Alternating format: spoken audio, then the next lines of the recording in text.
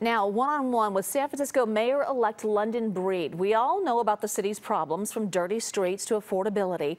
And she told KPIX 5 reporter Phil Mateer she knows people want something done about the homeless. The number one issue that people brought up every single time when I was out there campaigning, what are you going to do to deal with this homeless challenge?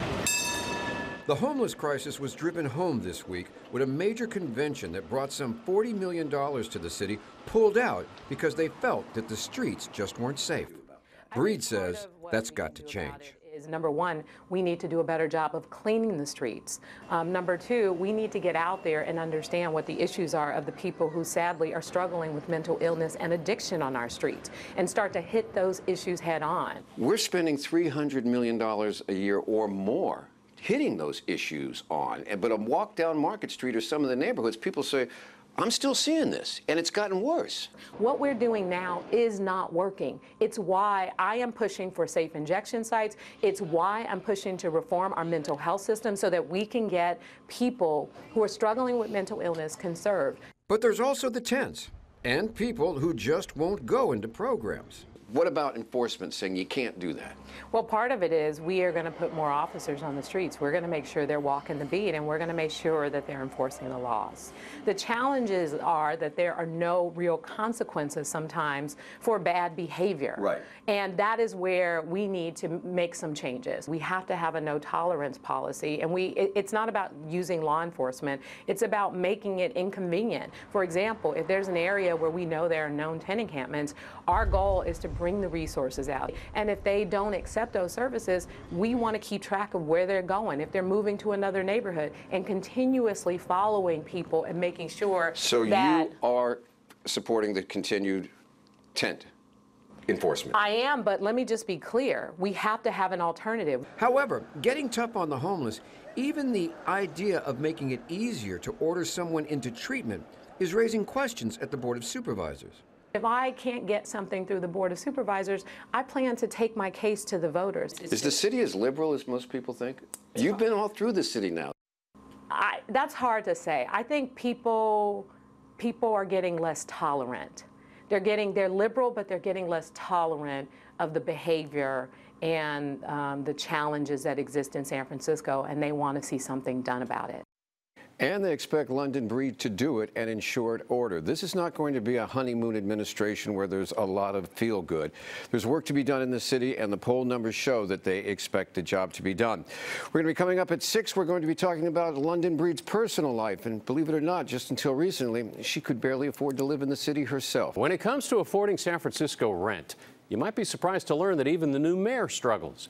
It's one of the subjects KPIX 5's Phil Mateer asked London Breed in a one-on-one interview. Phil? That's right. You know, a lot of times issues in politics hinge around policy. But with London Breed, the issue of affordability, it's downright personal.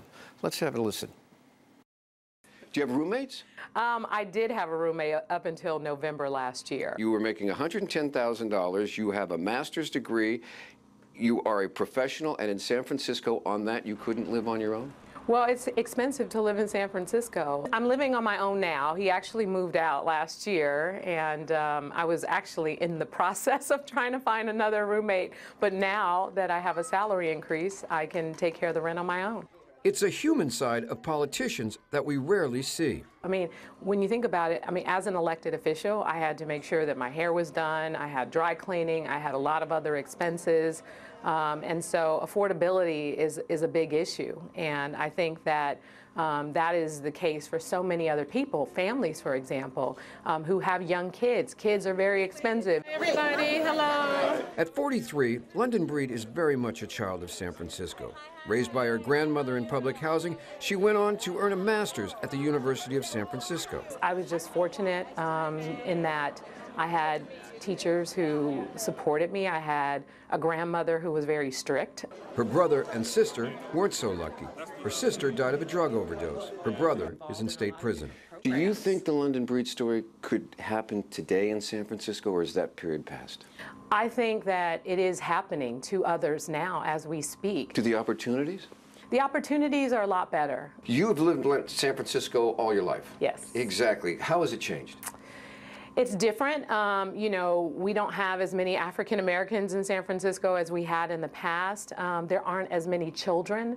I used to see kids everywhere all the time, and you just don't see that anymore. Like any successful politician, Breed has developed helpful relationships along the way. Thank you. One of her earliest supporters, for example, was U.S. Senator Kamala Harris.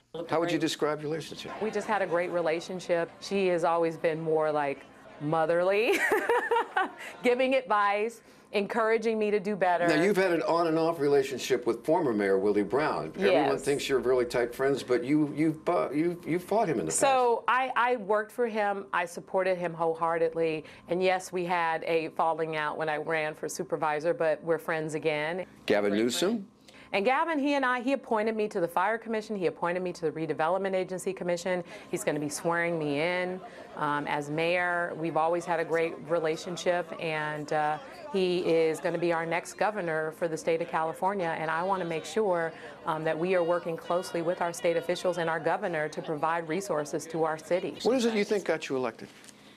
I think you might have to ask the voters, but I think part of it is I am who I am, and I don't deviate much from that. I care about the city. I care about solving these challenges. She is who she is, and I think that is one of the secrets for why she got elected. She comes across as a normal person. Yeah, now, absolutely. how that... And not a politician. Exactly.